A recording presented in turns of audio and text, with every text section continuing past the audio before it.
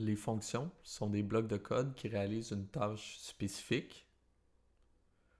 Donc, au lieu de répéter plusieurs fois les mêmes instructions dans un programme, on peut les regrouper dans ce qu'on appelle une fonction. Et ensuite, quand on veut l'utiliser, on va simplement appeler ou caller cette fonction.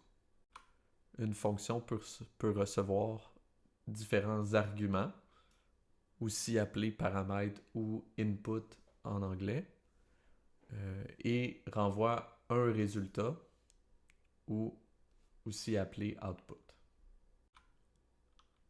Pour cet exemple, on a une fonction simple qui doit être définie avec le terme en Python def et qui reçoit dans ce cas-ci deux paramètres, la variable a et la variable b. Donc, on peut remarquer qu'on ne connaît pas la valeur de ces deux variables-là. Et ici, la fonction fait un calcul simple, tel que, par exemple, on fait a plus b plus 2 fois a fois b. On fait la somme et on retourne. Donc, en sortie, on va avoir le résultat de ce calcul. Donc, on peut un peu voir cette fonction comme une opération mathématique où on peut s'imaginer qu'on voudrait la réutiliser plusieurs fois avec différentes valeurs de A et B. Donc ici, pour la construire, on va devoir exécuter la partie où la fonction est définie. Et ensuite, on va pouvoir l'appeler pour l'utiliser, par exemple, avec différentes valeurs. Dans cet exemple-ci, on utilise A égale à 2 et B égale à 4.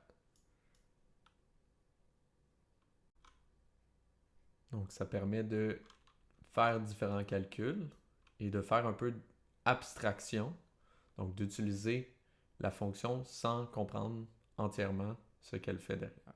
Donc, sans aller voir le code qui est utilisé. Donc, par exemple, dans ce cas-ci, on va faire 4, 4, on va avoir un autre résultat. Pour le premier exemple, l'opération n'a pas vraiment de sens, mais on pourrait s'imaginer une fonction un peu plus complexe qui pourrait être utilisée dans le cas d'un système de vente où l'objectif est de calculer le prix d'une planche de bois où on a différents paramètres, donc la longueur, la largeur, l'épaisseur, qui a une valeur par défaut. Donc ici en Python, on peut ajouter une valeur par défaut pour certains paramètres. Donc ici, l'épaisseur serait en 1 et on aurait un autre paramètre qui indique est-ce que les valeurs entrées seraient en pouces ou on peut s'imaginer au contraire si elles sont en centimètres. Ici, on voit un mot-clé assert qui peut être ajouté qui nous permet de faire une vérification. Donc ici, on veut vérifier que les mesures sont bel et bien positives parce qu'on ne peut pas avoir une planche de bois avec une longueur négative. Donc on ajoute une vérification. Ensuite, on rajoute une condition. Donc si ce n'est pas en pouces, on va convertir les mesures qui sont de centimètres à pouces. Ensuite, on pourrait vérifier si une planche est trop grande. Donc ici, on ajoute une condition. Si on a une mesure qui est trop grande, on va retourner simplement une chaîne de caractères qui dit que c'est impossible. Sinon, on va faire le calcul du prix selon une connaissance qu'on avait déjà ou une formule qui était déjà donnée. Une fois que le calcul est fait, donc ici on a bel et bien défini une fonction, on va pouvoir l'appeler avec différents paramètres et voir quel résultat il va avoir.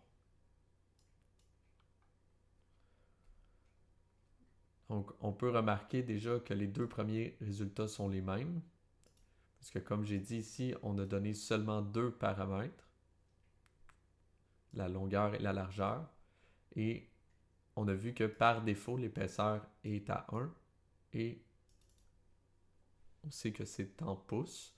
Donc ici, automatiquement, c'est les mêmes valeurs que les valeurs par défaut, donc il n'y aura pas de différence entre ces deux appels, puisque les valeurs par défaut sont les mêmes que celles données dans la deuxième ligne.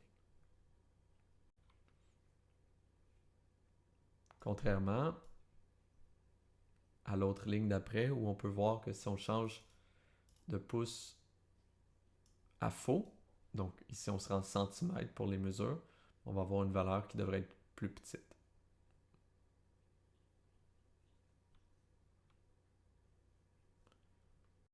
N'hésitez pas, pour mieux comprendre la fonction, d'aller modifier certains critères, d'ajouter des paramètres, de changer la formule, de faire différents appels de fonctions pour s'assurer de bien comprendre comment on peut appeler cette fonction-ci avec différents arguments ou paramètres et voir quel résultat est retourné.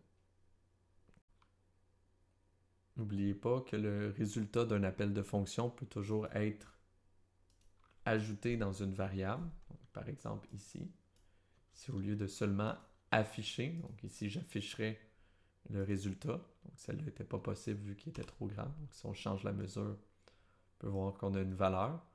Je pourrais mettre variable égale et ensuite je pourrais potentiellement aller manipuler cette variable. Donc ici je pourrais tout simplement l'afficher. Donc on a stocké le résultat de la fonction dans une variable ici et ensuite on va l'afficher. Mais on pourrait également la modifier. Donc on pourrait ici ajouter, concaténer un string, dire pour